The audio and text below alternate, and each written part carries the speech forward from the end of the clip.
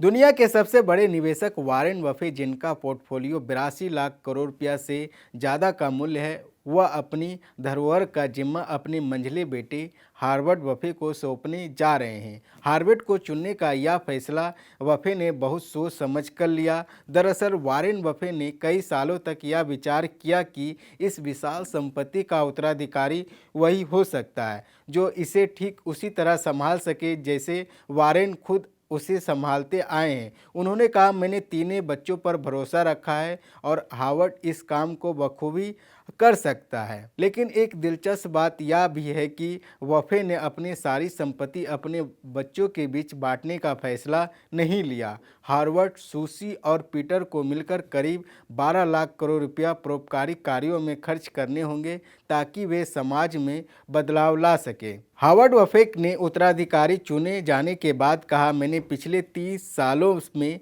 Berkshire के board में काम किया और मैंने हमेशा अपने पिता का काम करीब से देखा है। अब मैं अपनी नई भूमिका के लिए तैयार हूँ। यह स्पष्ट रूप से दर्शाता है कि हार्वर्ड की पूरी तैयारी और समर्पण वर्कशायर के आगामी दिनों के लिए अनिवार्य है। लेकिन याद रखें, जब 2013 में वारेन बफे ने हार्वर्ड को नॉन एग्जीक्यूटिव चेयरमैन बनाया था तो उन पर सवाल उठ रहे थे। कई लोगों ने यह सवाल उठाया था कि हार्वर्ड के पास बिजनेस की कोई अनुभवी नहीं है, तो क्या वह इस जिम्मेदारी के लिए उपयुक्त है। इस पर बफे ने जवाब दिया था, हार्वर्ड को बिजनेस का अनुभव नहीं होने का कोई बात नहीं है। अगर बोर्ड को लगता है कि उसने गलत चुनाव किया है तो उसे बदलने में कोई समस्या नहीं होगी। वहीं इस समय वारेन बफे का उत्तराधिकारी बने हार्वर्ड बफे को लेकर कुछ बड़ी बातें सामने आई है। यह निर्णय न सिर्फ वर्कशायर बल्कि शेयर बाजार की दुनिया में भी एक अहम मील का पत्थर साबित हो सकते हैं।